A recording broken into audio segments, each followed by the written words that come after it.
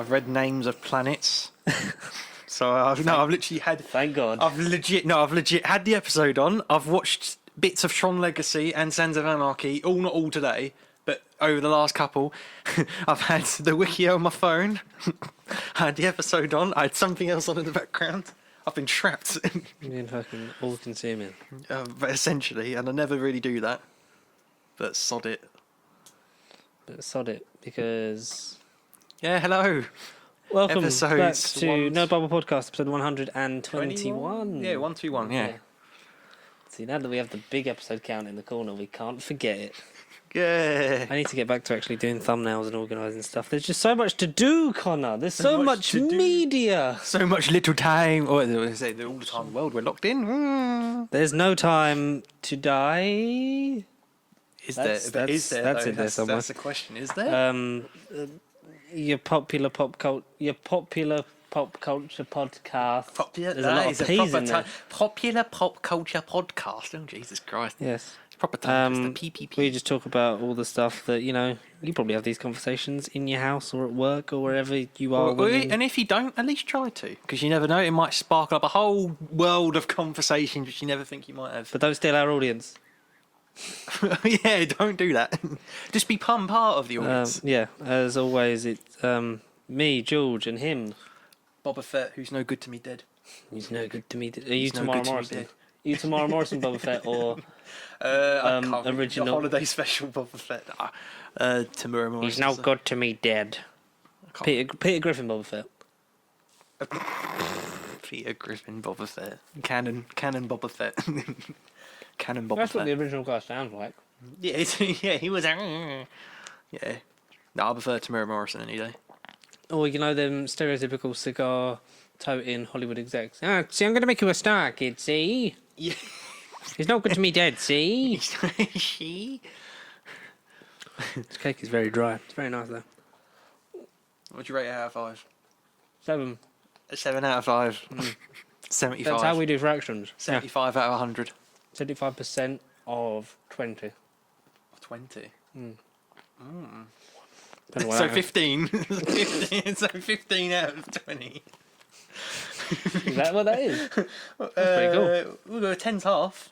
Oh, yeah, fuck. Yeah, we're in it. Yeah. Jesus. So, I'm legit. I was like, hang on, 5, 10, 15. Like, oh, yeah, I literally did that in my head. Like, oh, yeah, I'm just severely fucking stupid. Yeah. It's a good thing Connor's here. Shall we do the thing we normally do where we talk about some stuff and then a big... we talk about lots of little things and then a big thing. And then a big thing. Because this comes out on... Not Halloween, the day after. The 1st of November. Jesus. Oh. We haven't got many left until we die. Oh, wow. And in the meantime, we could get locked in, so we can make the runtime even shorter, potentially, Again? No, please. I'm so sad. Don't be again. I love how lockdown and the camera has just made us evolve into people that just hate our lives. That wasn't clear before. Well, it is every sort of episode. Sorry, I'm trying to eat away from the mic because I know some people don't like that. No. I'm hungry. Hungry. Yes, we're recording this to date it Wednesday, 28th of November, 2020 AD. October. What did I say? You said November. Did I? Oh, you jumped ahead. But shall I do it again, or do you think they've noticed? No, they haven't noticed. No. On the 25th of December, this episode comes out. No. Yeah, Christmas Day, sure, yep. It's really 2021. Fuck, we're going to have to plan that at some point. Really but that's a different video. No. It's nearly over, Connor. It's nearly over. Yeah. What we talk about, Mandalorian comes out in 2 days' time. It really does. 48 hours. It's real. It's not a hoax. They not filmed like it. Oh. When someone tweeted that Wolves was coming back, but it was just a fake Twitter account. It was just a fake. I didn't really even read about that. Wolves it actually got everywhere in like an hour. I fell for it big time. I was like, whoa, pick and mix Doctor Who DVDs and action figures. That's my childhood. Especially action figures, yeah. Oh, wow. Yeah. You get your collection really steamrolling with Woolworths. I had a shot of Coke, Jesus. Yeah, downed it. Shot of something. I was fucking... I thought I had a scab on my lip. It was one of the fucking sprinkles from the cake. I was like, Jesus, my face is rotting. Should we talk about stuff? Yeah, please. That's kind of our thing, right? So obviously we're going to be talking about Mandalorian season 1 because by the time this episode comes out, season 2 will have started. At least aired, yeah. Every Friday. Yes. 1 episode. Yes. Disney Plus. It's not Amazon Buy Prime it. Boys 3 episodes advanced preview crap. But then it was weird how season 1, when Disney Plus dropped over here, it was all at once. no, it was two episodes, and then every week. Oh, of course it was, isn't it? Because I was Yeah. like, I was going to binge it. And I was like, okay. You were like, oh, yeah. I've got to wait again. Yeah. But The thing is, I why? don't- But how many yeah. episodes were out? Like 5, 6 by the time that it dropped over here. Over Or here. 4, yeah. Oh, well, at once. I thought you just said it was 2 episodes and then it was. No, 5 like how more, many? but Sorry, in how many? total- How many episodes were out on American Disney Plus? Oh, all of it. It was aired this time finished. last year. Yeah, no, Mandalorian started like a year ago now, or at least November. Because we saw Star Wars. Yeah, and I think Mandalorian had just. I think the final episode of Mandalorian was the night we saw Star Wars, or at least a couple days before. Ah. It literally aired now, except we didn't have Disney Plus and we weren't getting it till March. We literally didn't get it till before COVID. Disney Plus, so we couldn't watch it. I mean, That was the ultimate fucking like. I watched marketing- it. I marketing watched thing. it. No, you Yeah. didn't. No. No, No, Petty. no, Perry, I didn't know. So we'll talk about. Connor was going to talk about Mandalorian season 1 because he probably remembers more than me because he. Yeah, but this don't the other Yeah, way but you're around. better- You're you're the other way around. Yeah, but you're better at skimming, and I don't. I'm I'm Yeah. the skimmer. You're the You're the talker. rimmer. You're the rimmer. I'm the yeah. rimmer. You're the skimmer. Sure, yeah. Yeah, You but not rim- rimmer you- from Red Dwarf. Rimmer is in anuses. I was just gonna say you rim me, but Perry. Bloody hell. I think the pixie was evil. It all started out as a mild curiosity in anus. And it's turned into quite the spirit of no. adventure. What is that from? That's William Hartnell. He didn't. And Colin Baker merged. That's William Baker Hartnell. Oh God, Carey.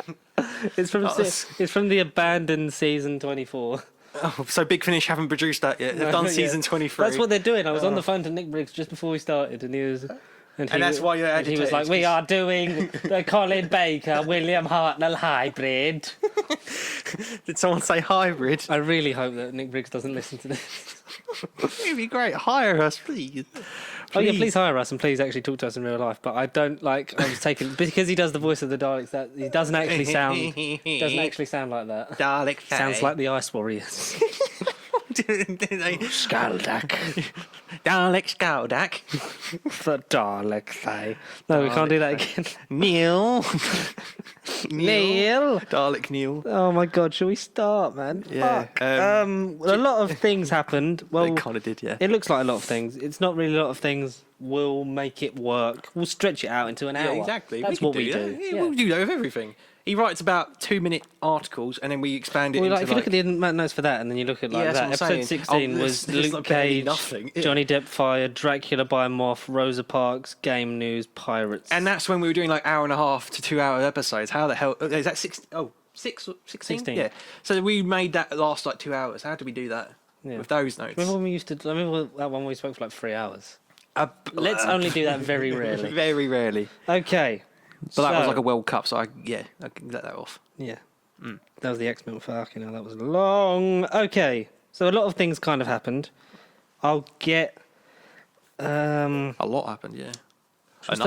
We'll start with some video game stuff. All right, yeah, Because cool. Assassin's Creed's getting a series on Netflix.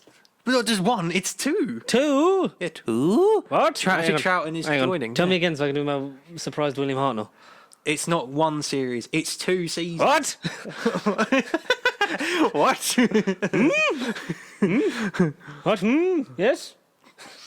And, One live action okay, yeah. and one anime animated. Oh, good. Oh my giddy aunt. That was, that was giddy Troughton. He walked in the room. Oh, giddy aunt. Oh my giddy aunt. Well, that's how it all started. Sorry, that's accidental Peter Davison in. That's a real condition. It's a real condition.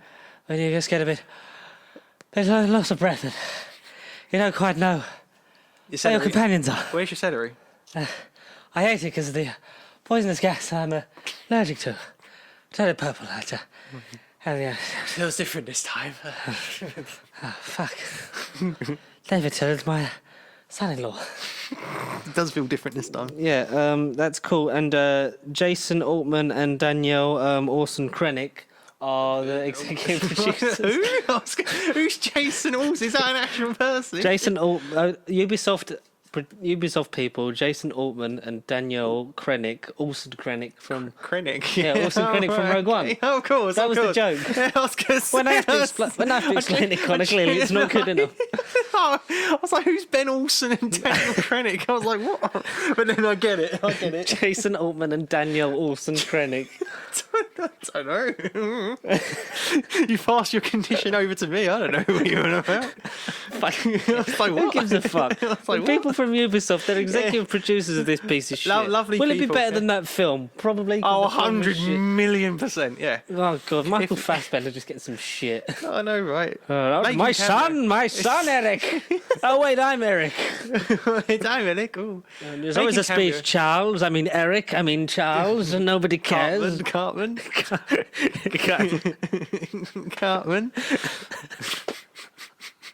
It's all gone to shit. It really has.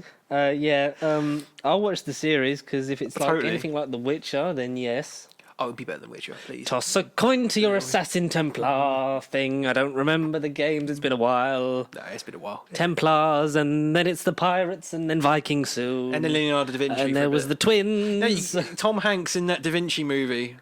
You get him in it. Is he contracted? I mean, contracted. They're the same thing. They're the same thing. Yeah. Does he contradict the Netflix Assassin's Creed series universe that hasn't come out? Yeah. Is it linked to the movie? Well, get Tom Hanks to do it. That's an idea. Fuck. Ubisoft, get on it. Netflix, get on it. Oh, God. Make it crossover. That took so much energy out of my life. But yeah, we'll watch. That's a thing. Good. And then Charlie Hunnam could be No, if we could cast Black Flag as a movie, Charlie Hunnam for Edward Kenway, he'd be that assassin. Yeah, he looks like him in the But he'd have to learn to speak English again. Yeah, I mean, and lose the accent. No offence to anyone up north. No offence to anyone up north, just pick an accent. You're either Geordie or you're American. You're not both. Yeah.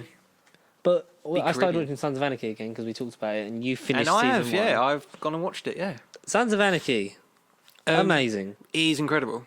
I genuinely never been so hooked. I literally started it late Sunday night. I had work the next day, regretted starting it, and then I did 6 episodes Monday night, and then I did the other half Tuesday. I loved it.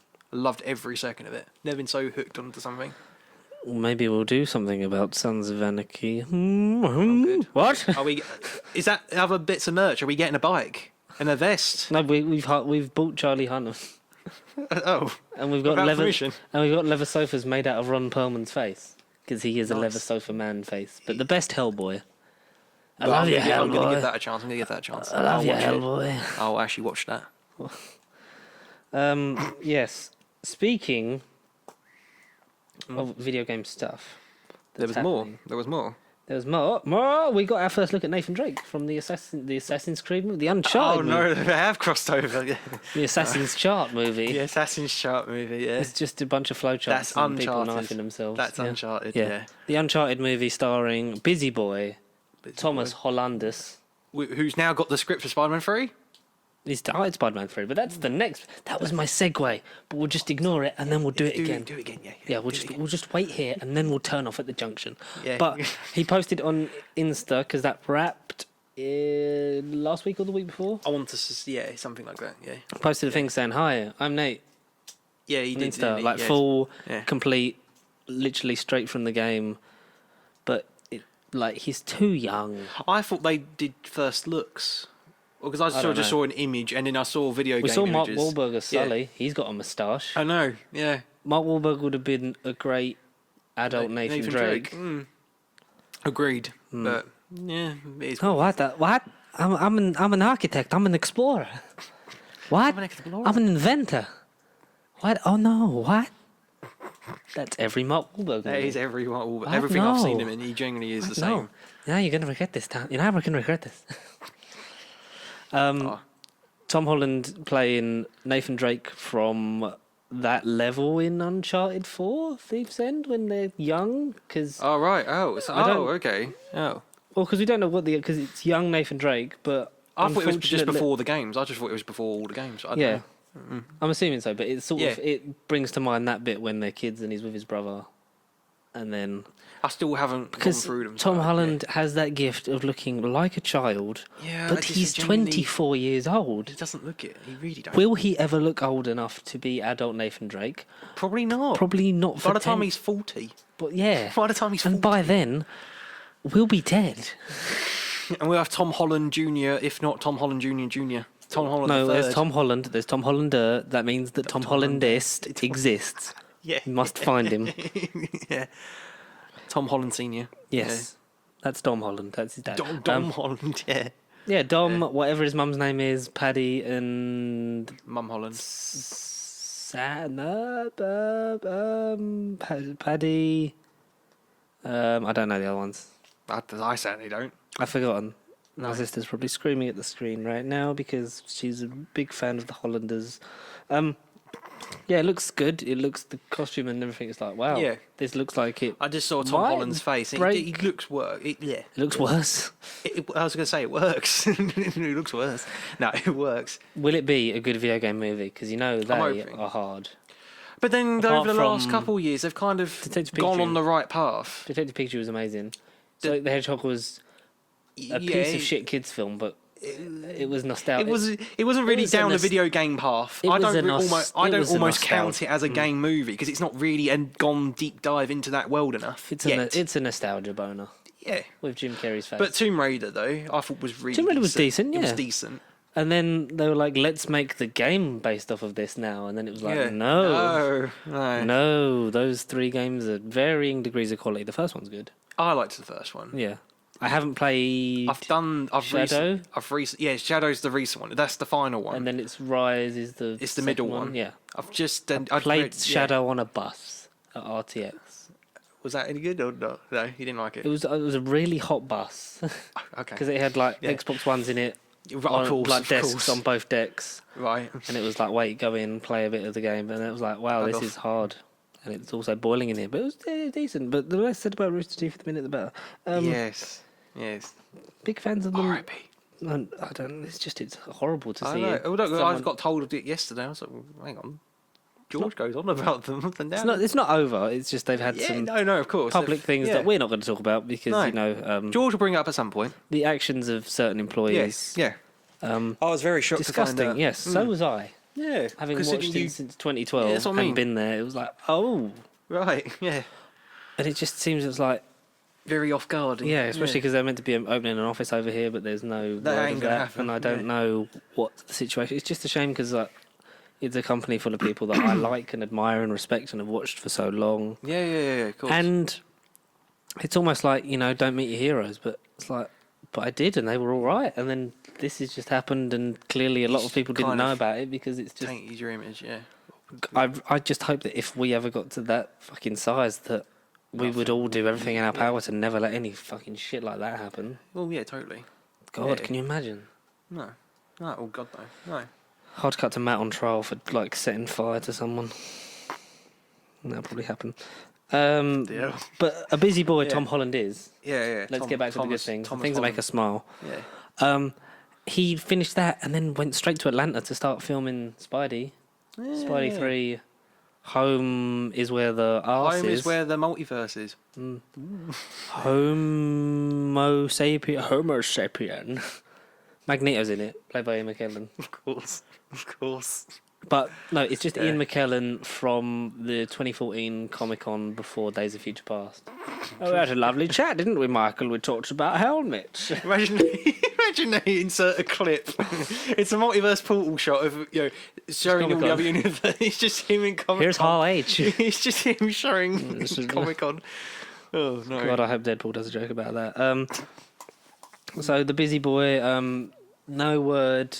They had to come out and deny that rumours so far. Like at the moment, that's not a thing with Tobey Maguire and Andrew Garfield. Whether that They're sticks. they're not confirmed, but I still personally feel like Mr. Sunday Movies might have covered if you've seen the videos. It's course I the have, fact Mason. that they've said Mason.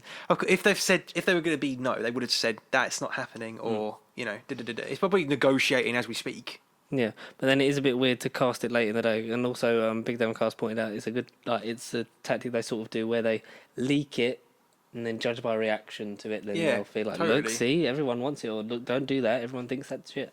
Yeah. So we shall see. We won't hold our breath on that one because No. we've been disappointed by Sony before. Well, but totally. apparently, they have plans. Rumors of Spider-Gwen played by Emma Stone. Oh yeah, cool. Yeah, good. Yeah. Miles Morales appearing in the third Spidey flick. Thing. Yeah, cool.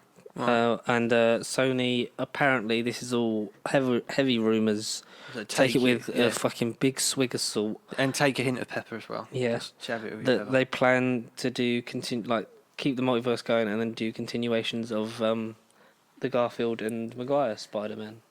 Good. No. If that's seems like a lot of work. Do I want to see nearly 50-year-old Tobey Maguire? Yeah, because genuinely, what has he done? Trying to get back into shape, Yeah. so that he looks like 30 years ago. 30-year-old Peter Parker. Are they going to CGI it as but well? he's meant to be 15. Are they going to CGI 15? Yeah.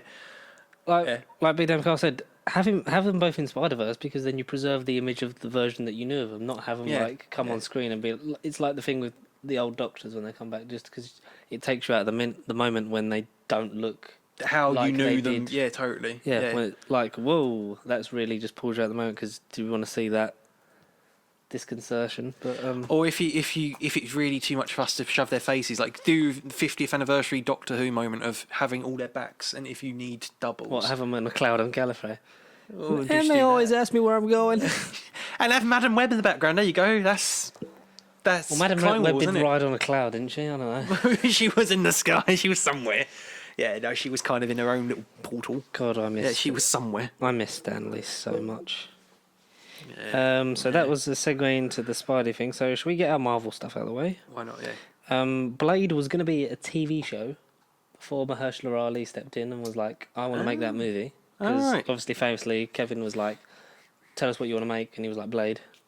Yeah. Having previously been Cottonmouth, he's going to be the first person to be two different MCU things. But then whether they make Luke Cage count or not, is he going to be canon? Yeah. Mhm. Are they? Or is the Netflix verse going to be canon?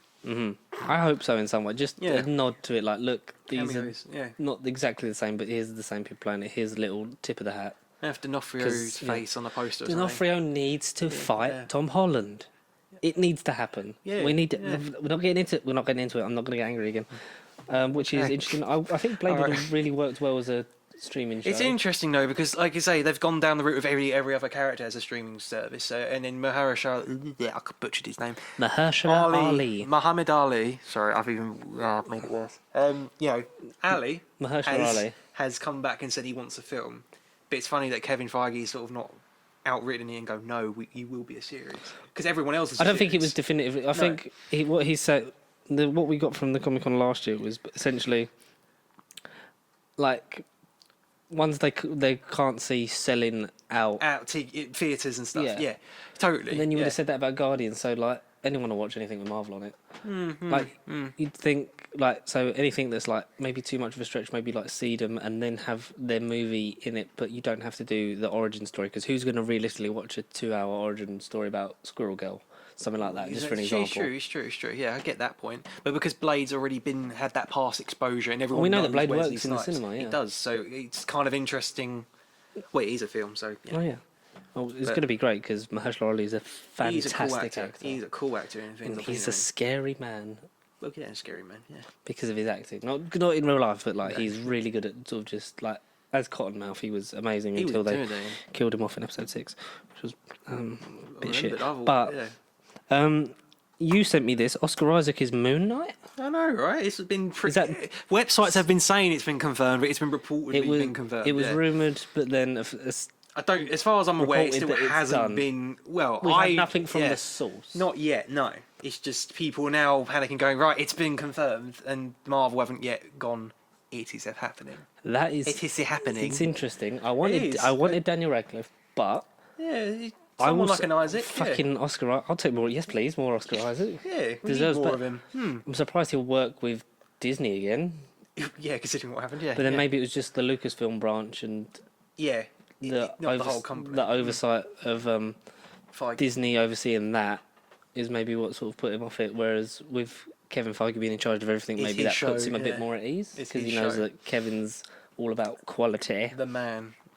But yeah, I think it's going to be nice to see him be It's a slightly a bit of an arsehole, really, yeah, because he's a going to be psychopathic. guy, yeah, You know, has he got these powers? Is he just insane? yeah. Breaks the fourth wall, thinks that Dracula owes him money.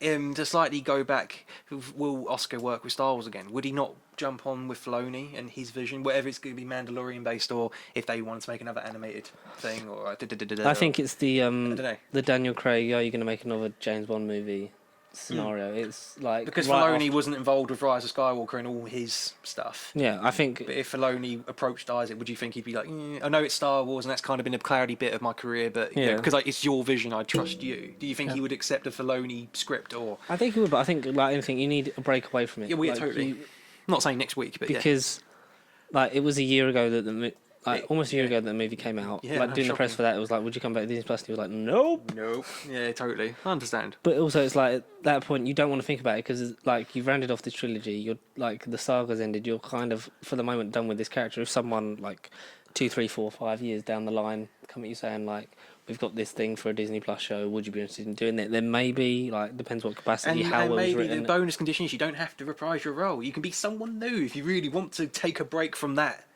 blurring your career. You I'd can be like someone else. Poe to actually do something because we were promised the new Luke, Han, and Leia, and all we got really was didn't get that. we got was Rey. Right, yeah. Not that there was anything wrong with Daisy Ridley and what Totally she not. did, but it was No. all angled more towards her by the It was people higher basically up. it was Daisy and Adam. That's what we got.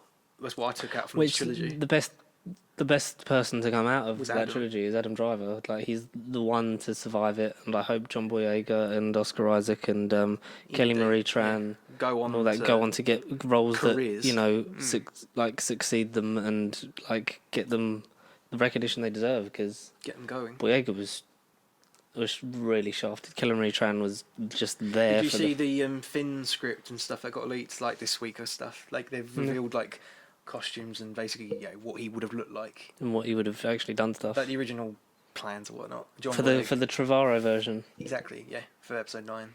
It's a shame. Release the Trevorrow cut. I'm joking, don't. That's expensive. Shang-Chi has wrapped. Yeah, it did. Principal Yeah. photography has It did. finally come to an end after a delayed production due to the COVID-19 pandemic. I don't know if you know about it because everyone's just fucking freaking out. Next year will be COVID 20.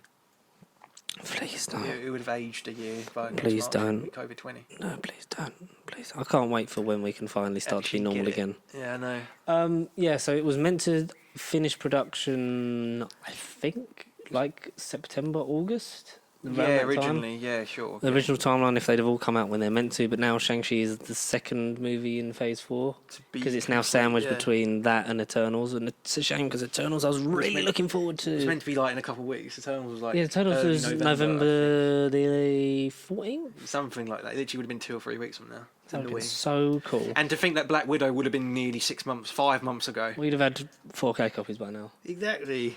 But It's annoying. But at least everyone's safe. So, yeah, the director, I've forgotten his name. It's really fucking annoying. But he put out basically a tweet saying that it's all done. Yes. So proud of this superhero blockbuster with a primarily all Asian cast, kicking some ass. Hollywood definitely won't be able to ignore us now. Yeah. All the stuff and the inclusivity of it is exciting. The story, bringing a new character to Destin the Daniel Cretton. That's the director. Destin Daniel Cretton. Cannot wait to see what masterpiece he has cooked up with everyone on the set of Shang-Chi and the Legend of the Ten Rings.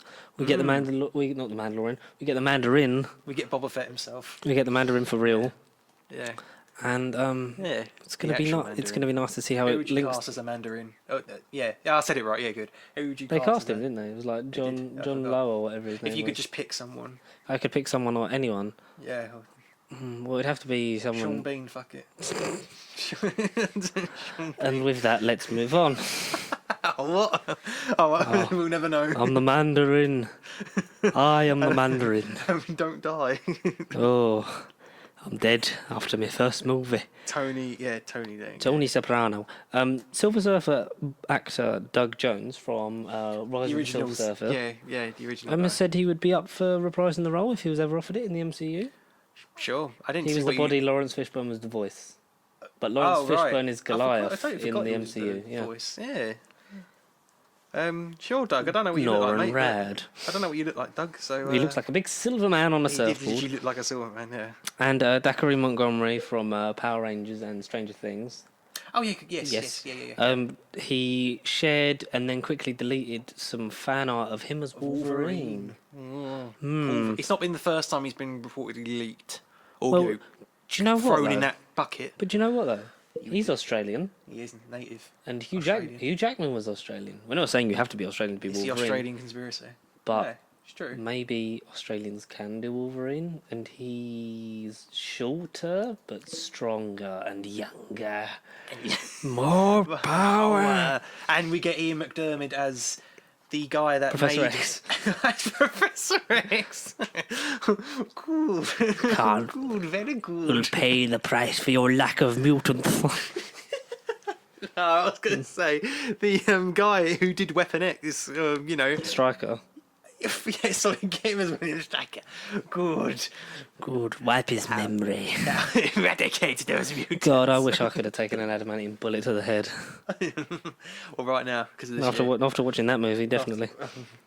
It's the only thing that makes it. You know what? At least it's not 2009. True. It's the only positive we've got. Yes.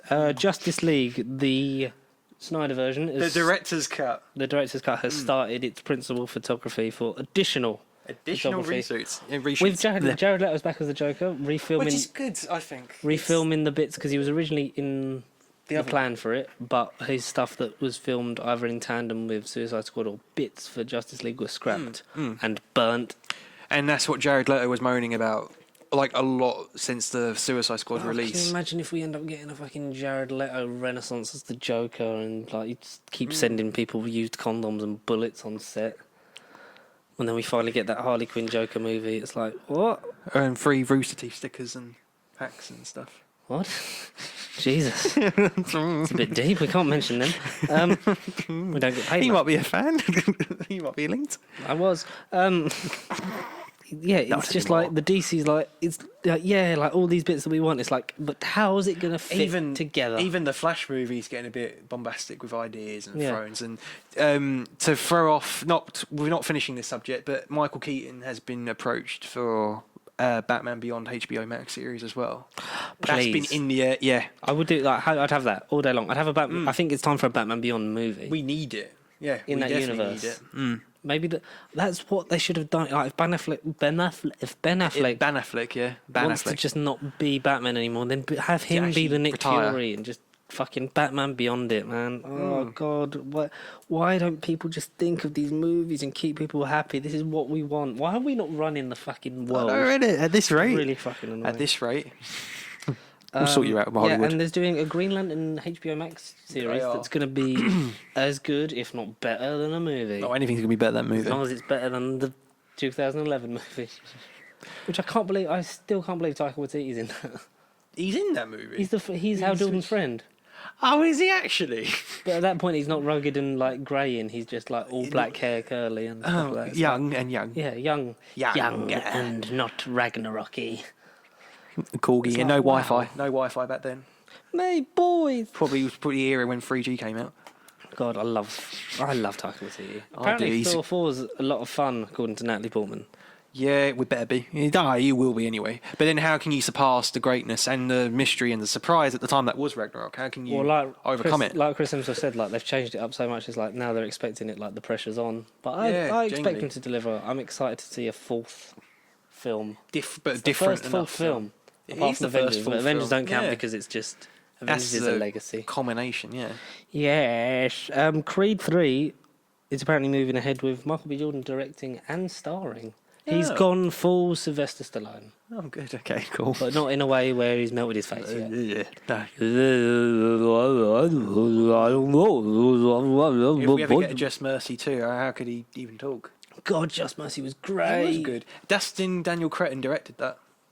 Oh, He Shang-Chi directed- director. Yeah, he directed that. I didn't know that before, but The circle of life. of life. It means life, Clara. I mean, Bill. Shit. But yeah, the Creed movies are great. Greed is another interesting movie because Did you finally watch it? I've finished most of it. I didn't finish all of it. How no, good is David Mitchell and fucking Steve Coogan in that movie? Funny, they are funny. I love Steve They are- Coogan in general. He is great. I need to see Alan Partridge. Have you not watched I've any not- Alan no, I Partridge? don't have it. That's we the are next- we are watching Alan Partridge together. Yeah. Aha! They're doing a new series because obviously it evolved. Alpha Papa. Sorry, while we just talk about Alan Partridge for a Yeah. second, but like his series evolved, like so it was always a different thing, and that's what I liked. And he did this time with Alan Partridge, which was Yeah. I think last year, where he was basically a host of a version of like the One Show. They're doing a second series of that instead of doing like a next sort of thing, which is like it's like this is good, but it needs to then either Oh, it was Matt last time I saw, wasn't it? exactly Flick. fucking stupid. Flick. He's trying to sabotage is what it is. 3, 2. Yeah. Is So it- just break while we do He's Alan recording Partridge. it. Yeah, still Oh, recording fuck that. it. Sorry, yeah. That yeah, one is, yeah. All right. Just to break while we quickly talk about Alan Partridge, but Yes. so it always like evolved from like one thing like so from radio like TV and stuff like that, and he obviously had the movie which is like it's still on Netflix I think. Alpha Papa. Yeah. It's really good. But Oh, I was only mentioning it because Pearl Mackie was in that. She's the director when they're on the beach. It's actually her. is it? Yeah, it's her. Fuck. Yeah, it's her. That's pretty cool. Yeah. She's the director of like shooting the scenes. I was like, hey, I know you. It's Pearl Mackie. I know you. It's one of the Bill best things. Potts. It's one of the best things to come out of the Moffat era, Essentially, yeah. apart from the Series 7 Steelbook. Coming 14th of November. December, okay, yeah. 14th of You December. tagged me in it, and I'd already pre-ordered it by then. No, that's the first time I saw it. I just thought I'd pass it along in case you hadn't. I don't know if that got announced. When did that get announced? That got announced today. I didn't. That was I today. literally- I checked Twitter on my break, and I was like, Shit. wow. Oh, it's real. It's yeah, so did Pre-order. I looked at that image, I was like, no, that's a bit fakey. And then I because saw we the know back. they're filming more of the collection Yeah, good. behind the scenes, Do you so know any more? hopefully, no. Do we know anymore? Chapman and Matthew Sweet have been doing stuff.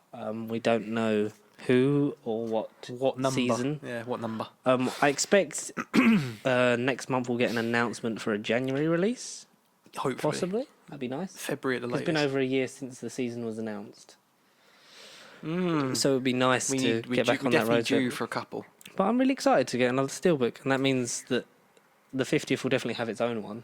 Great. No, that's fine. No, I've been there, done that. I own it is what matters to me. If I only just discovered Doctor Who when the Steelbook started coming out, then I would have bought them then. But, I'm doing it to save space. and that. The cases aren't that big, but It's like, yeah, but now they're like They're still tiny. tiny, Like when yeah. they used to be this big, or the DVDs were this big. no, they're that big. They're that big, Clara. Oh shit. What? I really hope. Actually, I'm just going to quickly check the Yeah? thing. I was going to say, yeah. I didn't know whether you were segueing or what. I'm just gonna keep this. What were you saying? About what? I don't know. Yeah. So what was we saying? We said the thing. Yeah. The steelbooks. They're good. Steelbooks, yeah, they are great. Yes. Less room. Yes. More room. So, Mandalorian comes out. It does. It exists. It's real. You're gonna run me through season 1. Brilliant. Okay. All right. Cool. Wikipedia. Let's see what I can remember. So, in a galaxy far, far away, in very long time before the Disney era, even though this is part of the Disney era, but it's got nothing to do with the Disney properties. It's the best thank thing goodness. Disney have done with Souls. 100% since 2012, 13, whenever they got bought.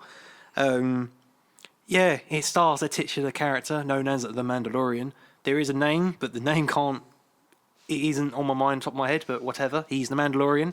He's a bounty hunter. It's form of the bounty hunter guild, and meets up with Carl Weathers from Predator. No, is he Predator? No, that's Danny Glover. Who's Danny Carl Glover. Weathers? was, He's something and yeah, a couple things. He's in a thing. Carl Weathers from From John the Thing. Carpenter's The Thing. I know.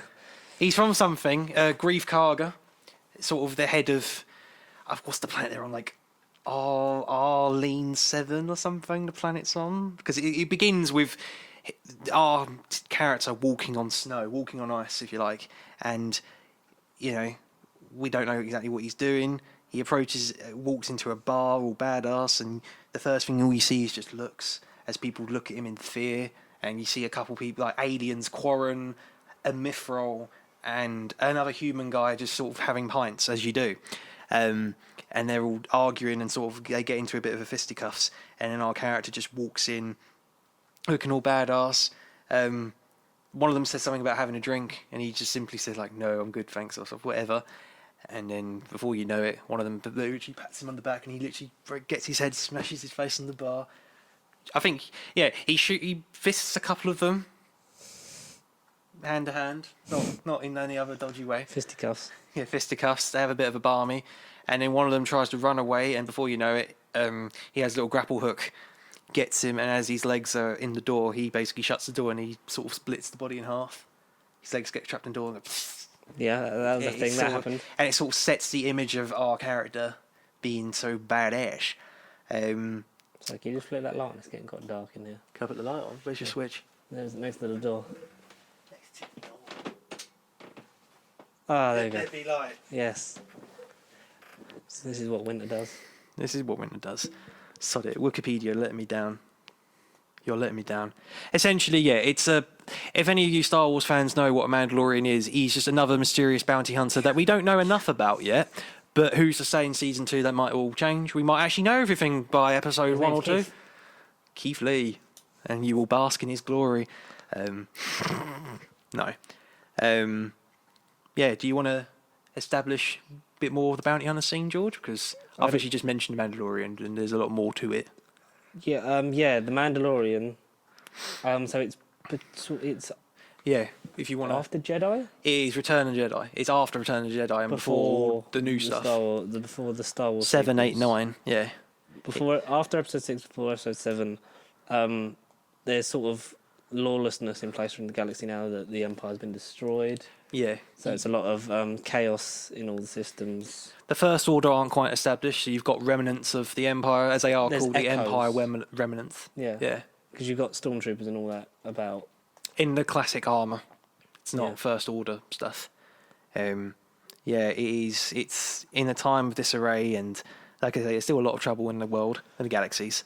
The main sort of story thread we have is that the Mandalorian gets the bounty. He's looking for the biggest one he can because a lot of them are just puny. For a not really client. Yeah. For a client. Yeah, so the biggest one he has, and it involves the child. The child, who... It is essentially, it's Baby Yoda. Yeah, if any of you have been on the internet, you would have seen a cute little green, adorable plushy bear. I thought it was a bear when I first saw it, but I was like, oh, it's an actual thing. It's an actual version of Yoda, referred to as Baby Yoda, imbued with power, with force powers. Yes, and So we have whether seen it's- Force powers, yeah. Whether it's just that whole species is at one with the Force and the Force is with them, or because there's experiments. 626. Yeah, there's Ohana. They're who is it that's behind it that are trying to essentially clone these things and So, yeah, the cloning thing, because it came out before Rise of Skywalker, everyone was thinking, so that's where the cloning element of Rise of Skywalker sort of came into it, because... yeah. It was essentially Carl Weathers' character, Grief Karga, who's like head of the bounty hunters on whatever planet they're on. Essentially, he says to Mandalorian that there's a client, an Imperial client, that wants this, the child or whatever the client, whatever they called it. They called it a name, and it isn't until the end of the first episode where it's literally like in a little... I was saying a box. It's like in a little orb thing, floating orb. It opens up, and it's because all he gets told is that the target is 50 years old. So he's expecting like an old creature, and all be unbeknownst, it's a tiny little adorable baby thing. But in its species, it's 50. Yeah, because when 900 years old you reach, you look like real Yoda.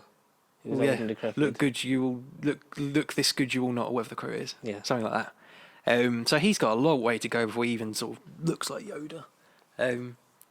But that's all we know about the species. I mean, Yodas aren't. That's just Yoda is the name of the There was other Yoda species. and Yaddle, that's all we had before. Yoda and Yaddle, yeah. And this is going to be Yagazzle, something like that. I think one day we'll find out Baby Yoda's name. The end of season 2, who knows? Maybe they'll give him a name. Roger. Roger Fett. It's a Fett. Boba Fett's his dad. Boba Fett fucked Yoda. Yogazzle Fett or something. I don't Yogi know. Bear. Yogi Bear. Yogi Right, he's Fett. Yogi Bear. Yeah. But it ends up... There you go, Wikipedia. So it starts off on Moldo Creus. It's like an icy planet. We don't really see much because it's literally just him walking in the snow, and then he's in a bar. This show looks gorgeous. Stunning. I mean, I may or may not have watched it before it came out over here. Don't harass me too much in the comments, people. But yeah, watching it again properly through legal terms, it is stunning. Actually appreciating the quality and the artwork, and just again, it's mostly CGI, but like you say, it's just gorgeous. It's stunning. It's the best bit of modern Star Wars that we've got since Disney's bought them. Yeah, the best thing It's they've ever done just with it. stunning, and a lot of grey. But it's meant to be dark because it's dirty. It's the Bounty Hunter Guild aren't exactly nice, moral people. They are kind of just in it for themselves and want the money ultimately. All the Imperial credits as it is in this show, because it's in that era of Empire still being around. They rule the galaxy even though they're not around, and then the Order isn't around. The First Order. But that was frowned upon. We get as the series goes on, we get little glimmers. We get flashbacks of his past, and we sort of learn that he was on another planet.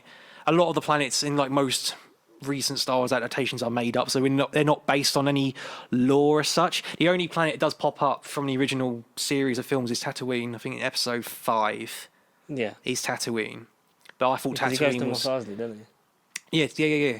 I thought that was the second in episode 2 as well, with the Jawas, but that's another world apparently. Oh, really? That's still the same world where he finds Yoda. Well, yeah, Baby Yoda. Yeah. Yeah, I can't remember where I was going to go with that, but yeah. So if you're new to Star Wars, you don't really need... The names help, like I'm trying to say. I'm literally describing you the settings. I can't tell you jack the names of them, but essentially... You don't need to be the biggest nerd to understand The Mandalorian. That's probably one of its biggest strengths. You can just walk into it, appreciate the fact as well that it's not one that you have to analyse every detail and sort of binge it. You can just watch it when you fancy it. It's episodic. It's sort of like the Batman animated series and the old Spider-Man cartoons. In the sense you can literally just watch one, get your Feels like a glimpse, Saturday cartoon for adults. literally get your share and be like, right, call it a day, and then fancy it whenever you want to watch it next. And that's what we're going to do with Mandalorian the next 8 weeks. We're going to watch it once a week. We're going to just digest it as it is. Consume it. Talk about it as we go on, maybe? Or are we just going to save it till the end? Maybe talk about it as we go on, and then we can do our thoughts, and then, at the end, do a ranking of Season 2. Yeah. Are we going to try and rank this, or do you just not remember it at all? When I've finished rewatching it again, we can do that. Sure. Because I think I've got 2 left to do. Yeah. But yeah, I love the way it looks, the way it's made, it's written superbly. Each episode, I think in terms of Hollywood as well, I've never seen so many directors attached to one project, like A-list directors on one project. Yeah, Jon Favreau, Taika Waititi, Dave Filoni, who is directorial live-action debut. Yeah, who basically, without Filoni's involvement, I don't think none of this would have happened. If it weren't for Clone Wars and Rebels, not even Disney would have given him the get-go to do this. Because it is, The next step up for him. It is. It's great. Bryce Dallas Howard. Yeah, Jurassic Park fame and Spider-Man 3 girl, Gwen. Yeah. The Raimi Gwen, Spider-Gwen. Yeah. The live-action Spider-Gwen. Who was the other directors? There was 2 more. Rick. Is it Deborah Cho? Yeah, she... Obi-Wan, isn't she? She's Obi-Wan director. Yeah. And Hello there. Rick with an F. It's surnames with it like Fugiyama or something. I've totally butchered his name. Google it quick so we can do him justice. Directors. Why is it only coming up with? That doesn't help. Dave Filoni. No. Whenever you want to Google something in a rush, it never happens the way you want it to, does it? It generally doesn't. No, sod it. Mandalorian directors. It's people, but yeah, they're all essentially directors that most of us have heard of. I've not seen so many directors on a project. Season 2, I don't care about Season 2. Whatever, Season 1, go away. I hate being on the spot like this. This is great because the Rick, world is staring at you. I know, right? We've only done 100 viewers that we should be getting each episode. Make it 1,000 viewers. Millions. Rick Famuyiwa, Deborah Cho, Bryce Dallas Howard, Taika Waititi, who did, I think, did he do 2? One of them did 2, and all the rest did 1 episode each. Did Favreau not do so? Might be. Not too sure. Jon Favreau, executive producer / Directed by episode 1's him and Filoni. Dave Filoni are like the Stephen Moffat and Russell T Davies of this series. Essentially, yeah, and they don't screw it up, and they won't hopefully go cocky and too big for their boots. You talk about Moffat or Either. Russell never. No, to be fair, no. Sorry, Russell, if you watch this. Sorry. Russell left when it was the right time. He left us wanting more. That's why. Enough. Yeah, he did enough. Enough. Yeah, Filoni, Rick Famuyiwa did episode 2, which, you know, not saying it's a crap episode, but not enough in it happens, because so much of it happens in the rest. Deborah Cho did episode 3. Yeah. Bryce Dallas Howard did 4. Dave Filoni did episode 5 as well. Rick Famuyiwa again did episode 6, which is them on the spaceship covering the prisoner. That's a good episode. Yeah. The Reckoning, Deborah Cho, and then Taika Waititi did episode 8. He did the finale. I thought he did another one, but no. No. And he was IG-88 or IG-11, No, whichever one's not in the movie.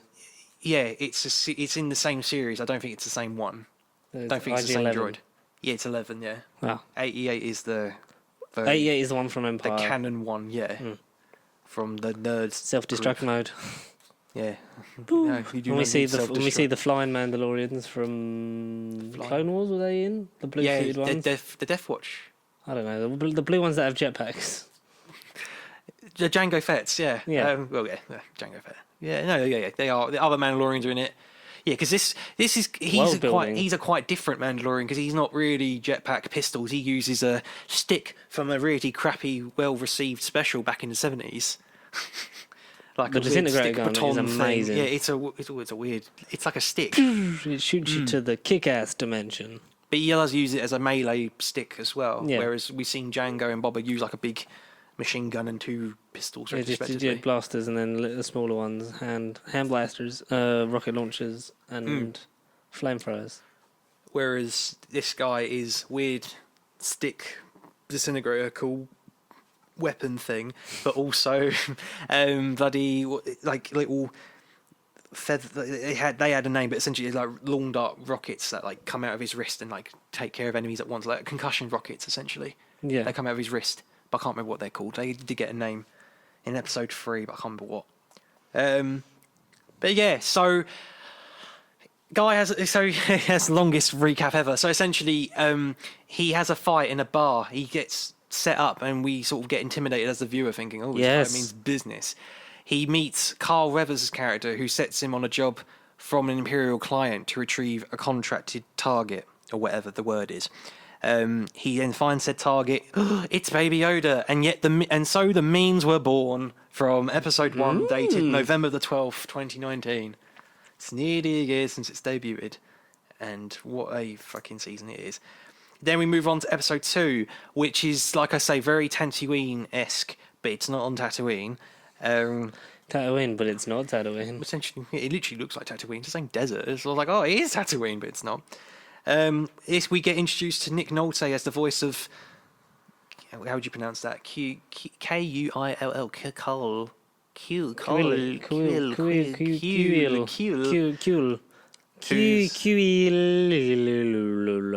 Who is an Ugonaut, yeah. Who is an Ugonaut who... Say it with confidence and people will just accept it. Yeah, just an Ugonaut.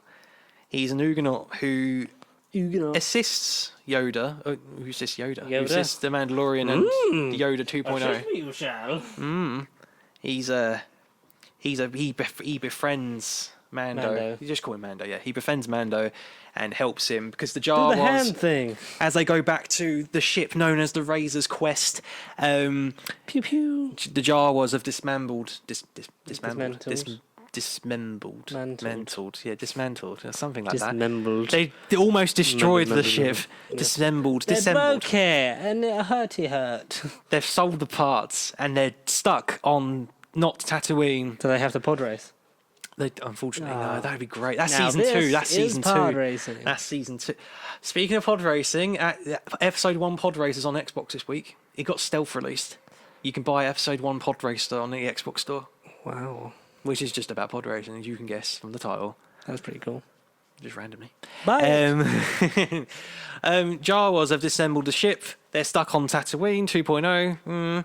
And how'd they get off the planet? Well, our character's got to go in, choose some gun and kick some ass and point some guns in their faces and get the parts back. Yeah. There's a land speeder or a CGI 2011 Blu-ray fucking special edition like land speeder thing, tower thing that the Jawas live in. They live in. I don't know. It's from The New Hope. You know where 3PO and R2D2 get abducted in that orange. Yeah, only the bottom half of it, because the rest of it's the production. It's a thing. The projection. Yeah. Essentially, it's one of those. There's a cool scene where he has to throw a grapple hook up, and he gets to the top. I think it's electrocuted, didn't he? Yes, yeah. And you just see him go. One of the monies from his bounty is what he uses to make his armor. Yeah, briefly get introduced to them in the first episode as well, before he finds Yoda. Yeah. But then they come back in episode 3, and that's where he gets the Beskar steel, and that's when we found out about the Imperial credits being like not honourable, and it's sort of frowned upon because he sort of has a little mini tuffle with other bounty hunters who are there, who could be all descendants of the Fets. They could all be clones, really. We don't know. We don't know. Slightly jumping ahead, I'll get back to more of that. Essentially, Jawas screw him over. He can't climb for shit. He gets tasered. Oh no, our hero's doomed. Not today. Tune in next week. Same bad time, same bad channel. We'll save the child. No, just get off the fucking planet.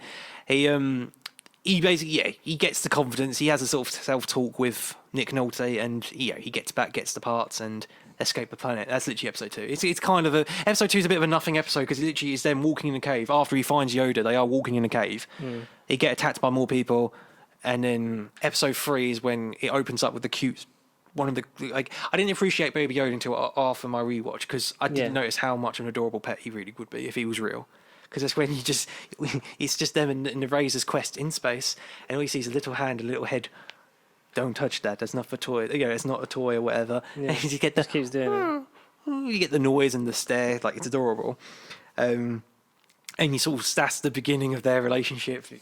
It's just the beginning of their relationship. It's just so cute.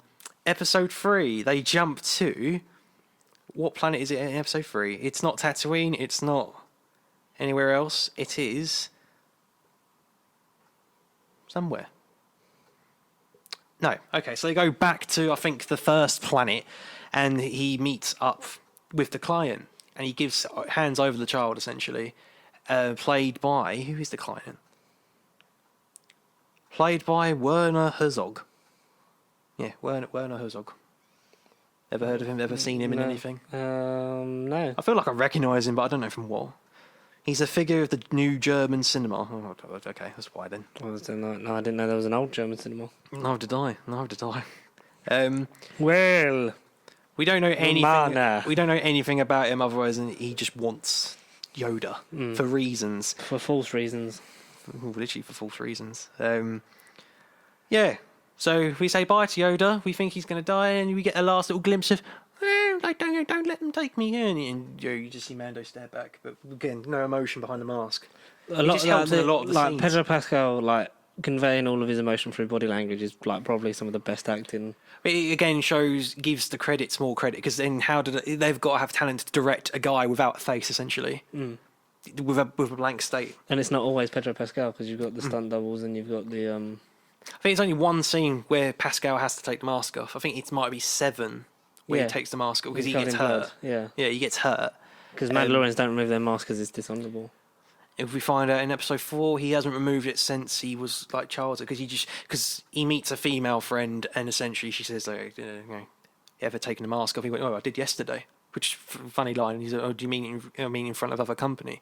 I went, no, not since I was like that age. He points to a group of little kids. So it's not been for years since he's got attached to someone and got comfortable with sort of revealing himself. Mm-hmm. It's literally just kept himself isolated from the world and everything. He just does his job, gets his credits, and not anymore. All because of a little green alien we don't know anything about. As of now, we don't know anything about him. So what else happens on his journey through space? So he meets up the armor again. We find out a bit more backstory, more flashbacks. Again, that's on another made-up planet. His mum and dad hide him behind some rubble. They're getting attacked by ATSTs. This is when the Empire is still around and probably in charge and threatening people. He's saying that it's Empire. Yet there's a super battle droid. So it's during the Clone Wars. There's a super battle droid that because essentially the droids, the mum and dad sort of leave him behind like a rubble that has doors. So it's not quite. It's like a bunker of sorts. Yeah. They go off. He never sees them again as they get shot, and then you just see. Yeah, spoiler alert. The doors open, and all we see is a super battle droid just pointing a weapon at him. So it's not quite Empire. It's freaking Clone Wars. It's the droid. It's Or did they still exist Federation. after it? We don't know. We don't know how. It's old in Mando that is. little period. So that's It just could have saying been the end of the Clone Wars because episode 3 time. There's- Yeah, it could have been. what 19 years between the end of Revenge of the Sith and the start of New Hope, Yeah, and we don't know how old Pascal's character is and meant then to it's be. what 6 years for that trilogy. What for the originals? Yeah. With them, yeah, 6 years after Jedi. So so he's old either way, So but 12. Well, yeah, yeah. So conceivably, it could have been Clone Wars because he would be in his mid to late 30s. and that's kind of Pascal's age range. I'm assuming like He's a 40s. gorgeous man with a silky moustache. That dash. If only using Game of Thrones a bit longer. Oh, if only that he didn't have his melon head squished. No, poor guy. No. No. So backstory: he then gets his armor changed, and because he normally All had silver. it is all silver, and He had leather. Was it leather? it was browny leather. Yeah, it was kind of cheapy leather. Hmm. To me, it looked better though, because now I just see all white. When I look at him, he's just all white with Hmm. brown cape. But I liked him first revealing with like different, because I think it was brown, but it had a bit of blue insignia on it. Yeah. It just looked more custom, Patchwork, yeah, and like personalised. weathered, yeah. Whereas this Now he's is now he's just upgraded all himself. silver. He's literally like almost a stormtrooper, but with a Mandalorian logo on his helmet, a little bit with a brown Jedi cape. We don't know what the cape. It could have been a Jedi cape from all the ones he could have killed. We don't know because not all freaking bounty hunters have capes on them. So that's another mystery. Where did he get the cape Not from? all of them have fucking jump packs. Fucking No. jetpacks. Yeah, well he don't But know. does He at doesn't. The end. He gets 7, 8 time. Yeah, near Yeah. the end for reasons I can't exactly remember. Again, 7 and 8. I think the episodes that are integral to the plot. Again, going back to why it works Against on the its own. streamlined. It's This is the story of the Mandalorian season 1. This episode. yeah. Yeah, give us like if you watch this Yeah. and this, you'll get the whole thing. So 1, 3, 7, and 8. Really? Essentially, yeah. Literally, episode Yeah, I 2. get that. Yeah. Episode 2 is literally just him in a cave. It's just like a second part of episode 1, really, isn't it? It's all like here's this, but And he No. fights like a mini Rancor, and we see Yoda use the Force, yeah. and it's kind of a holy shit moment. And then that's kind of that. Yeah. And I thought Nick Nolte's the Juggernaut guy. I thought he was with him the whole season. I forgot that he didn't come back until the end. I thought he was with him the whole time. That's what I thought too, because he's like the John Favreau character from fucking Solo. I was like, Essentially, I thought he was with him, but no. And same with Cara, who we meet in episode 4, the female chick. Gina Carano. Controversial Gina Carano. Yep, let's controversial. not talk about her controversial. It's our opinions. favourite, at the beginning of episodes, it's our favourite segment, controversial time. Nah, Controversial, no. no. Yeah, she's... Yes, she's in it. She's very good in it, considering She she's is. Yeah, she's a cool character. not just like wrestler person. It's the same, though, because she's in episode 4, then she doesn't come back till the finale. She don't come back till 7 and 8. Yeah, like from the market, it's like she's in the whole thing. I felt like when I was watching it, well, when I was or not watching it at the time, I felt like she was in it a lot. But she turns out she really was. She was in it for about 3 hours. Same with Nick Nolte. He was only in it for about 3 hours. It's just, no, it felt a lot more. But no, episode 3, yet backstory. Then Mando has a change of heart. He realises that giving away a space child that may be valuable, well, it is valuable, is kind of the wrong thing to do. And he's kind of like the first sort of anti-hero bounty hunter to have a conscience, from what we gather. Again, reasons. We don't know why he did, because to be fair, we wouldn't have a show if he just gave Yoda away, and that would have been the story.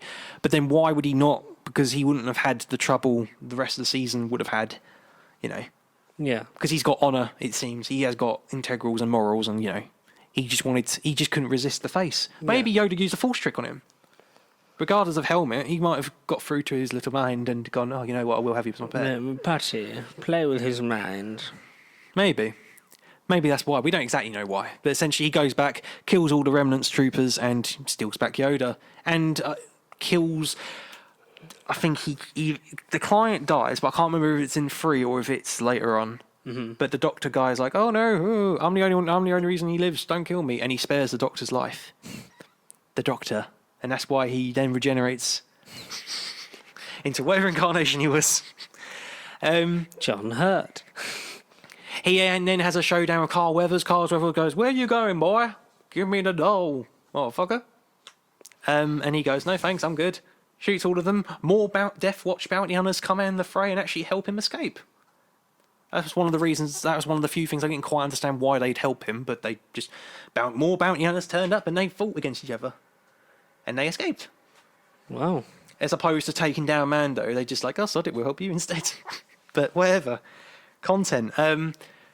That's episode 3. Episode 4 is one of the sort of more self-containing ones, but it's one where we get a bit more, again, backstory and kind of you can take a break from the plot because essentially that's half the plot there.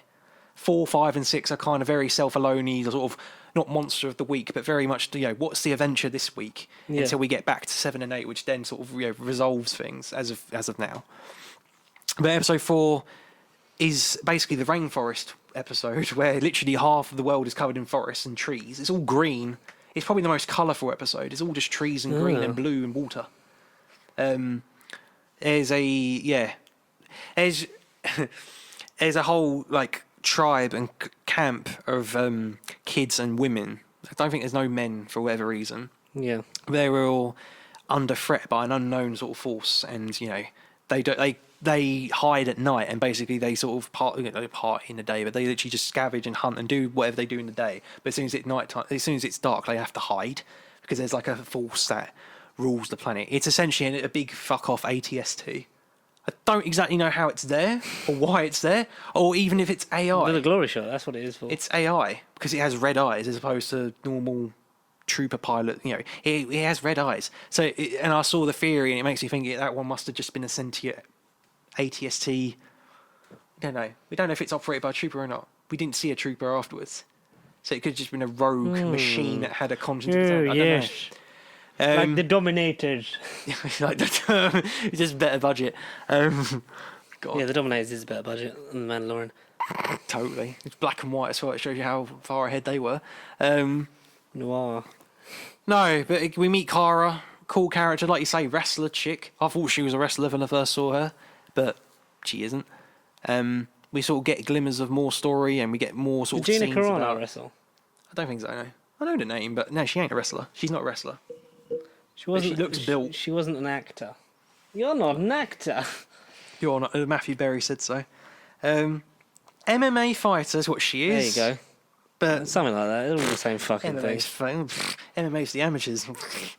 Okay, it's all about the wrestling. It's all about. If you say so, they're all shit. She was in Deadpool. Yeah, she was Angel Dust. Yeah. I did it. You know, you're gonna leave me here with less angry Rosie O'Donnell. And Fast and Furious 6. Superhero landing. Oh, is it? Really, oh, really is that hard on the her? knees, and then her tip pops out and like crosses his Oh, hand. is that? Oh, Is that your John? And then she punches him in the bollocks. And Fast and Furious 6. Riley Hicks. I don't know who that is. Fuck knows, I don't remember. Just a random chick. Fast and Furious 6 is the London one, right?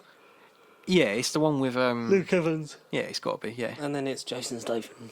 And then it's Champagne- Jason Statham. then it's Champagne and Problem. Jason Statham's mum. It is, isn't it? No, Cara, cool woman, wrestler woman, kind of intimidating.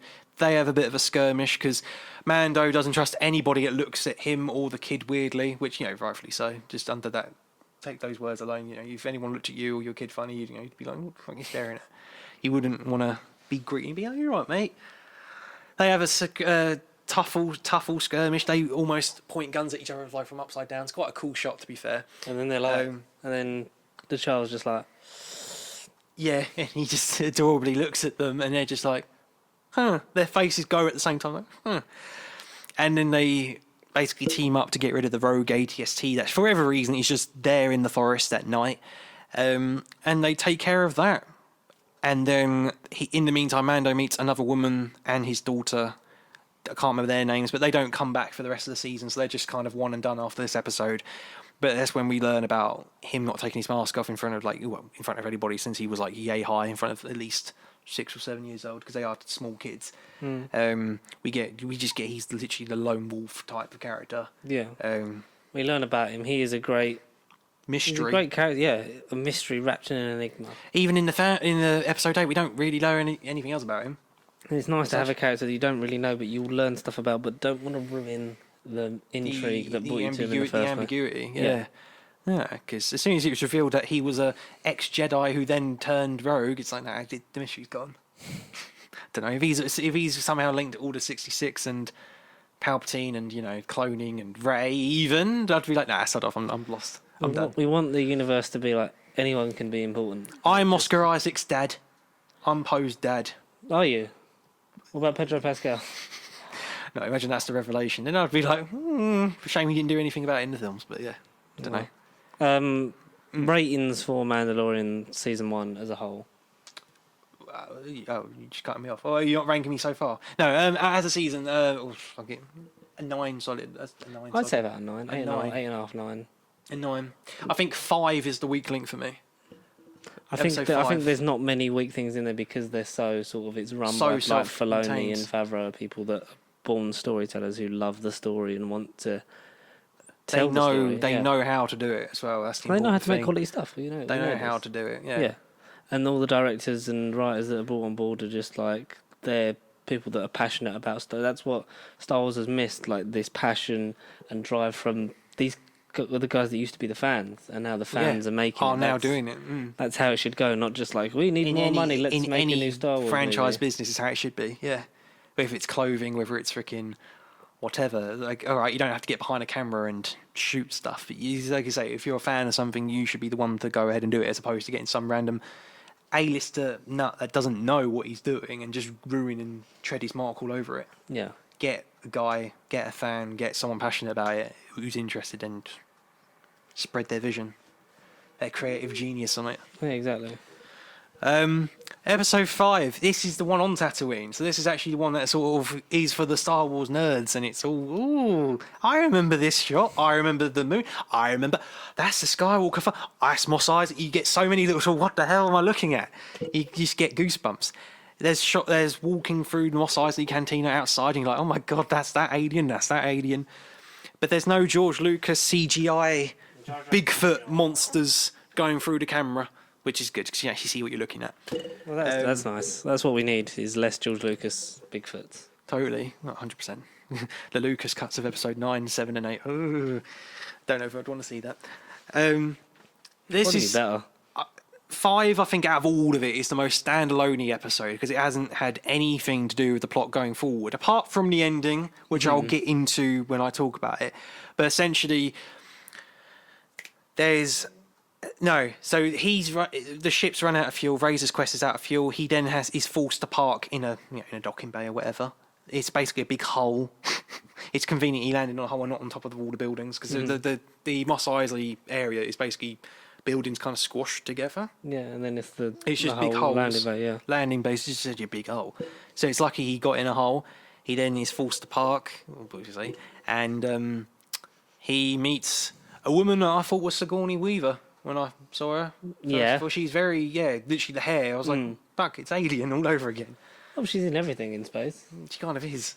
I generally thought it was Sigourney Weaver, but it isn't. And she basically looks after Yoda while she refuels his ship and refuels with petrol, whether it's unleaded or diesel, we don't know. And he goes off for a walk in for a pint. Believe there isn't really a reason why anything happens, but then he goes into the Mos Eisley Cantina and he sees a young kind of hybrid between Oscar Isaac and Solo. He ain't Dalek, I'm afraid, though. That's the hybrid is me. He isn't one-eyed Cyclops. No, he ain't got Dalek Faye, Dalek Khan, and Neil with him. But he's kind of Han Solo, Oscar Isaac hybrid, and you just see he's the upcoming cocky gun up and comer gunner guy. Han Solo 2.0, I don't know. I can't remember his name, but essentially cocky twat. He goes up to Mando, thinks his armor's cool, and he says, "Look, I've got a mission for you. You want some Imperial credits? Come with me, and we'll hunt down a target." And he goes, "All right, mate. As long as I get some more Beskar steel and more yums from my baby Yoda, then I'll come with you." So off they go in the desert, and essentially they've got to bring this female assassin target in, who basically, for whatever reason, is hiding out in the desert because she's wanted. Yes. And there's a vantage point where essentially she's got literally the whole desert to herself, and she's like a dead shot-esque. She don't miss. If you move literally pinky toe, she'll get you. You're gone. Bang, and the dirt is gone. Type Barry Scott gone. Barry Scott gone. Yeah, literally. Bang, you're gone. So they have to camp overnight. They stay where they are beneath the hill overnight, and then they get the jump on her while she's asleep. They do. They capture her. Whoopie-doo. Whoopi Goldberg's in it. Whoopi Goldberg. Yeah, whoopie-doo. Whoopie-doo. Goldberg appears. And that's all we know. She appears. Sister Act, part 3. So, and then Mando, I think, goes back to the ship for reasons and basically leaves Han Solo and our female assassin in captive. Then it's overnight because they sleep, and then you see the sun in the background. So it's obviously they've had hours past. So female assassin girl says, "What if you bring in Mando instead, as he's a wanted bounty hunter? Look, he's a Mandalorian. Think about the fame you'll get. Think about the credits, even more credits you'll get if you bring him in instead of me." And he goes, "You know what? I ain't listening to your woman. On second thought, I'll think about it." And then Mando comes back. She isn't there. So what's happened? 2 on 2. You're coming with me, bitch. Points the gun at Mando. They have a bit of a skirmish. Because no, this is actually I think she escapes. He claims he got knocked out, so he's basically staged her escape. He gets knocked out and says, "Oh, I think she's by wherever." They go back to the ship, and that's when he points the gun at him and says, "Look, she made an excellent point. I'm bringing your ass in instead and finding out what the hell this child is." But Mando, being Mando and being about morals, ain't having none of that, and because he don't want to be dead, shoots him first. They have a cool gunfight skirmish, and I think it ends with the young guy almost pointing the gun at him, and I think he does like a back roll or something and sort of shoots him like as he's on the floor. It's a cool shot. And that's the last we see of Han Solo 2.0, whoever he was. And that is the end of episode 5. We don't He's dead. We don't see Sigourney Weaver. Tatooine is done. And then 6 is The Prisoner, where this is where I got up to, because I think episode 6 essentially they go on a ship. He has to team up with more hunters, and they have to get said prisoner off a ship. I'm just trying to think of how it all connects. It's all connected. Okay, he contacts his old friend Ran, who has assembled a crew. Ran? I don't know who Ran is. Who has assembled a crew consisting of ex-Imperial sharpshooter Mayfield, the Deveronian? Would you Deveronian? Deveronian. Yeah, Deveronian strongman Berg, the droid pilot Zero, and the knife-wielding Twi'lek woman Zion to rescue Zion's brother Quinn. Right, okay, so they've got to rescue this Quinn, the prisoner of the New Republic. Oh, of course it is, because they eventually go into the control room and he's wearing the Rebel Alliance garb. So he's like a rebel. He's not, they say it's New Republic, but he pretty much is a rebel scum. And I don't think they shoot him, but they knock him out. Plugging this in, ladies and gentlemen. They fight through droids. As in battle droids? What droid? I'm trying to think, do they actually fight droids? Like as in the Trade Federation stuff? I don't remember. You don't remember? Just this episode's very white. That's all I remember. There's just the little ship is all white and grey. It's just like brushed clean Star Trek ship. Very bright, but yeah. Clinical. Wipe down. And then halfway through they have a power cut, and I think essentially they rescue the prisoner. Then the brother and the sister sort of turn against everyone else and try to kill Mando instead. Mm-hmm. And the ship goes red because it's like red alert, and you literally just see flashing red lights the whole episode for like 25 minutes. That's all I remember. And he has to sort of off them one by one in cool, creative ways. I remember 6 being good. Like John Wick in space. Yeah, six is probably one of the best ones in terms of action and just, violence and cool kills and everything. I think 6 is probably up there as one of the better ones. But again, this is where I'm up to, so I have to find out why it all kind of happens, but I just had to read a quick blurb. Quickly run us down through the finale. The only real two-parter, Yeah. kind of, because this ends directly and then 8 carries on directly where that leads off. Yes. 7, back to main story time. Essentially, they reunite with Nick Nolte's character. Mm-hmm. They have a chat, for a very long chat from what I remember. No, this... Okay, he gets a message from Carl Weathers, Grief Karga. His town has been overrun by Imperial troops led by the client, who is desperate to recover the child. Carl Weathers proposes that the Mandalorian use the child as bait in order to kill the client and free the town. In return, Karga will square things with the guild, which will allow the Mandalorian and child to live in peace. Sensing a trap, the Mandalorian recruits Cara Dune and Cull, the Juggernaut, to assist him. Carl's also rebuilt and reprogrammed Taika Waititi, Korg himself, IG-11, to act as a nurse droid instead of a bounty hunter, and the group journeys to Navarro. That's the planet they're on. They're on Navarro. Yeah. That's probably the main planet that they're on all season. Okay. Upon arrival, they meet Grief, Karga, and his associates, but en route to the town are attacked by Minox, which are kind of the mini Rancor monsters, I think, under the ice. Forgot to mention it in the first episode. Karga is injured, but the child uses the Force to heal his wound. In return, Karga shoots his associates and explains that his original plan was to kill the Mandalorian and take the child to the client, but that after the child saved his life, he could not go through with it. Then the group formulates a new plan. Karga will pretend that Cara Dune captured the Mandalorian, and all three will enter the town to meet the client. Meanwhile, Nick Nolte will return the child to the ship. During the meeting, the client receives a call from Moff Gideon, who is only he was on The Boys, wasn't he, this season? Freaking Yeah. Giancarlo Esposito. He's getting everywhere lately. As like the big bad. We thought the client was bad. Well, Moff Gideon's like one step above him. With stormtroopers, Darksaber. death troopers. That's kind of the end. Oh, sorry. He didn't, yeah. Oh, okay. No one heard that. Death Troopers is what he said. The cool black stormtroopers that don't really pop up in any media whatsoever. They're more from the comics and like really dark corners of the media. But Death Troopers, I think it is honestly their live action debut. I think. Yeah, a lot of the stuff was just like we'll pluck stuff out of that From Clone everything. Wars, from Rebels, from the video games. From So books, Moff from... Gideon says to the client, "You know what? I'm the Empire. I want Yoda, and I will use the Force." So he goes in with his troopers and kill the client. That's it. The client, Warner Herzog, we don't know anything about. He's gone, just out the window. It's dead. Yeah. Spoiler alert for a 1-year-old streaming service television show. Yeah. Well, a year old in about 3 weeks. Well, so by the time episode 3 airs, it will be a year old. Ooh. Which is So that's 7. Yeah, he's 7. Essentially, he boasts and goes, "Nah, Mando, I know where you are, I know where you live, and I know about your little green friend. And if you don't give him to me now, I will kill and murder every single thing you love, including the audience on Disney+. What do you propose?" Wow. Dun, dun, dun, cliffhanger. What is he going to do? Wow, Giancarlo Esposito actually said that. Word to word, quote it. Fucking brilliant. Release it on a t-shirt if you want. And then we have, I think, an hour-long finale. I think it's a longer episode. It definitely was longer. It felt longer. For episode 8, all goes down. Taika Waititi's even with them. So they're trapped. Everyone's trapped. Mandalorian, Cara Dune, and Grief are trapped.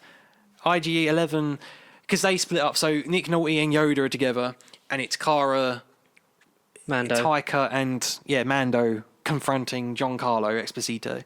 And like I say, he's like, "Oh, give me Yoda, I can give you credits, I'll give you Best Guy Still, I'll give you everything. I'll give you Star Wars Battlefront 3 without EA. I'll give you whatever you want. I'll give you Knights of the Old Republic 3. Just give me the child. Give me the child. Now." But they don't want none of that. They shove that offer right up their jack size. They escape in a sewer. There's a sewer grate and they escape. Moff gives them till nightfall to surrender. But the Mandalorian apparently recognises Moff Gideon. Gideon had been an officer of the Empire's secret police when the Empire took over Mandalore. So I suppose that we'll probably see more of Mandalore hopefully next season. Hopefully. Mandalore being the home world of the bounty hunters, and in all expanded media is pretty much the place where even like the Jedi Civil War and the Sith Civil War, the Mandalore was very important and like everything happened on that freaking planet. Taika Waititi comes back in attack mode and does these freaking 360 gun whirling like Matrixy. I can't do it because I'm not CGI, unfortunately. Like freaking. That was a prop. It was a prop. Yeah. Well, so it wasn't CGI. Mostly just an upper body prop that they just spun around and then On wires or CGI, The wires polished out. and stuff. Yeah, Okay. Oh, cool. That's actually so to think that people actually operate. it's not completely CGI. I don't know what it is. What is it? That's the thing. That's the good thing about Hollywood. Sometimes you can't look at something and think, Hollywood, it's is that real. Fake? Is that fake? Is that real? Same with 4Ks. Is that really 4K or is that Hollywood CGI 4K? Yeah. I love so you, Hellboy. Hellboy Taika Waititi kills everyone, proves how much of a badass he is again, like he was in the first episode. Big bad flamethrower trooper comes up and thinks he's going to burn Yoda and burn them all down. But how on earth are they going to get past fire? What beats fire, George? And no, it's not rock, paper, scissors. It's, love. The song. No, like love as in the emotion beats everything. It's not part of the Jedi Code, Oh, damn it. but you're there because he uses... fire, ice. George R. R. Martin's head. A snowman. Just the Force. Oh, okay. Just his hand, from what I gather. It's just his hand. He doesn't do it with his mind. It's his hand. His hand beats everything. But probably he did use the power of love, even though it's not part of the Jedi Code or whatever. Oh man. Ugh. You are tired, aren't you? Fuck, just like, you know when you come in from work and you just sit down and it's like, yeah. wow, it's Yeah. the first time we stopped all day. Literally how I feel like when I go home from work. If you literally weren't talking, I'd be asleep. You're That's keeping why keeping me up. 'cause I'm contracting you to stay up. I'm with the audience. I'm fucking invested. Invested. Tell us the end. So Yoda uses the flames to reflect the flamethrower, but before he does that, Mando gets a bit burny and he tries to save Yoda, but Yoda ends up saving him. So IG-88 is 11, whatever number he is a bit of a medical droid as well. Yeah. But in order to heal him, it sort of gets underneath his body, but also part of his face. So this is the scene where he takes off his mask, and we see the only time, hopefully, Pedro Pascal, his face on camera as the Mando, as I think Din Djarin or something is his name in the show. So it's not Din Fett, it's Djarin, his original surname. That's good. Djarin. But whether or not that'd be retconned, I don't know. Maybe Djarin means fate in freaking Gallifreyan, we don't know. Gallifreyan, the timeless Mandalorian. Oh no! Oh no! He's the timeless father. Or Yoda's the timeless father, and he conceived the Doctor. I don't know. That is a porno that I don't really want.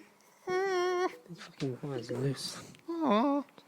So he gets burnt. He gets fingered by a robot played by Taika Waititi, and then And Pedro Pascal's actually there, like in person, to show his face on camera how he reacts, and we don't know whether he's like enjoying it or not. He's just kind of there and going, "Yeah, I got paid for this.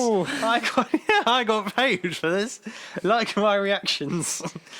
So they heal up. I don't know if there's more backstory then because I haven't watched it yet. But they go back to the Mandalorian Enclave and they find it abandoned except for the armourer, who we keep seeing, who gives them the Beskar steel, the freaking paint job, silver armour, the one that gives the beginning of the backstory. And they explain that the Imperials found the Enclave when the Mandalorians revealed themselves and got rid of them all, apart from the armourer. Doesn't really say why. Why? They find it embarrassing. He explains that the Imperials found the Enclave where the Mandalorians revealed themselves. Okay, I read that wrong. Upon seeing the child who saved the Mandalorian from the Mudhorn on Arvala 7, that's the ice world. The beginning of episode 1 is Arvala 7. Because that's the only thing that annoys me. It doesn't come up what I haven't planet... seen Avala 1 to 6. I don't think anyone has. I know, maybe that's in... Is that on the box set? Possibly. Season 1 to 6, yeah, of Avala. Yeah. Maybe, who knows? Maybe he has a flashback. The armourer mentions that its powers are similar to those of the Jedi, ancient enemies of the Mandalorians, but friends to all fans of Star Wars. The Jedi are the forces of good. Well, we're meant to believe. Mostly. We're meant to believe. So, and then she basically says, go find Yoda's people and do the right thing like you have been, because you are basically on the light side. go bring the child back to its people, even though we don't know where the Yoda species are located. We don't know We're anything going to about find out in season 2, Maybe the first 2 minutes, episode 1, we'll go back to Yoda's world. and then everyone will die. We'll find everyone. She carves a Mudhall signet into his spaulder and gives him a jetpack. So yeah, there he goes. He gets his jetpack. While the armor remains behind, the Mandalorian, Dun Karga, IG-88, 11, fucking hell, and the child escape down an underground lava river. IG-1111 IG-1111 fucking... elects to sacrifice himself by counting up to number 12. Yeah, they did. Yeah, error code. Yeah. Error code. Page 404 not found. He walks into... He gets lava and ambushed. explodes. Because they get ambushed by people. Yeah, he self-destructs. Self-destructs to kill the people ambushing him. That's right. I remember that bit. And then after they emerge from the tunnels, Gideon attacks in his TIE fighter. I remember the TIE fighter. They have a cool little chase in his jetpack. Well, yeah, man, it's like a shot from episode 9. You know where Adam Driver is chasing her and she does the cool backflip into the wheel. Yeah, she cuts off the wing of the... She literally does like a backflip and she cuts with the lightsaber. She's like flipping. Yeah. Same kind of thing, except he's got the jetpack and plants explosives on his TIE fighter. Yeah, and then he gets out and then he's angry and then it ends. Essentially, and they think, woo, season 2's coming soon, we're out of here, electric boogaloo, bye. And he's got the Darksaber from Clone Wars, originally introduced in Clone Wars. Yeah, yes, it is. I think it Ancient was weapon Clone of the Wars. Mandalorians. Yeah, it is a Mandalorian weapon that we've covered. We've talked about Clone Wars, we've covered it, but essentially, Same as a lightsaber, essentially, but with a dark crystal, built by Yeah. non-Force users because they are the enemies of the Jedi. Essentially, it's like a black Yes. samurai sword. Thin yeah, blade. it's a cool one though. It is. Is it nice to see it live action, wasn't it? It's the first time because, like I say, Clone Wars and Rebels kind of expanded Because upon it. Sabine used it, and then And Darth Maul had it at one point, but then we didn't really know because of production issues with when they wanted to end Clone Wars and then it's coming back. They did the storylines they wanted to do, but they put it in a novel instead. We didn't see it on screen. yeah, What happened? But essentially, Maul lost the Darksaber and got it to someone else, and for whatever reason, Giancarlo Esposito has got it from said person. maybe we'll learn that connection in Mandalorian season 2. And then a lot more things. Because going forward, and this is like the only sort of fear going forward, we don't want this show to sort of lose its westerny feel and like, Yeah, its because it's a original space focus. western. It feels like what Star Wars was originally meant to be. Anthology, That's why we love it. episodic. Yeah, because they were from Lucas's original notes. He wanted it to be like anthology based. You know, if you want to watch a bit of this, you can watch that. If you want a bit of western, you can do that. If you want, the Force and lightsabers, you can watch this. So, and officially the best Star Wars thing to ever exist. in like the last 8 years at least. Yeah, Yeah, totally. since the buyout. Yeah, exactly. It's basically the reason why Disney Plus is still going. Because if no one cared, then no one would have bought the subscription. They wouldn't be around. That and then whatever they do with WandaVision and stuff like that. But it was the first main draw of a Disney Plus exclusive. For us, it was surely. It was, yeah. So that was Mandalorian season 1. I hope you all. In a professional as possible way. I think you've broke it down superbly. I felt like I was there. Did you guys enjoy Mandalorian season 1? What did you think of it? What did you think of Connor's breakdown of it? Let us know in the comments down Please below. let me know. Give me some feedback so I can improve. And Are you looking forward to season 2? Will you be watching it when it drops on Disney Plus on Friday, November 30th, 2020? in about 5 days before this video comes out, will you be watching it? Will you, the audience, will be You, the watching it? Will you, audience. Matt Smith, be watching it? It's his birthday today. Happy birthday, Matt Smith. Is it actually his birthday? Yeah, Oh, well, okay. Happy birthday. Matt. 38. Makes me feel old because he was 26 when he was cast as the Doctor. No. Yeah. I thought he was like early. Is he 38? He's nearly 40. Yeah, man, he's nearly David. didn't He's know like this. David Tennant age when Tennant was the Doctor. Anyway, Oh, wow. I didn't know that. thank you everyone for listening and watching to episode 121 No Bob podcast with us two idiots. Yes. If you want to hear more and this is your first time here, don't forget to subscribe and hit the like button, hit the notifications, get involved in all episodes that come out every Sunday at 12 o'clock for No Bubble and more stuff sporadically because of lockdown, but things happening. Like the memes say, that is the way. Mm-hmm. That's Mandalorian This is saying the that, way. This is the way, yeah. This is the way. If you want to get in contact with us throughout the week, you can email. At nerdbiblecontact@gmail.com. Yeah, and follow us across Facebook, Twitter, Instagram at PastyCheap and DM us across all of there. Hopefully sorting out the merch today and then should be here within 3-4 days. Hopefully, fingers crossed. Let's see how that all goes. That all 'cause, goes. And And we'll get it before sorted you. before Christmas because we want, Totally, want to make some money. And, Gotta make some money. exactly. But until that, happens until Yeah. we actually wear what we are. We'll see you guys next time Yeah, next time. for more. Goodbye. And stay pasty, because that is the way. That is the way.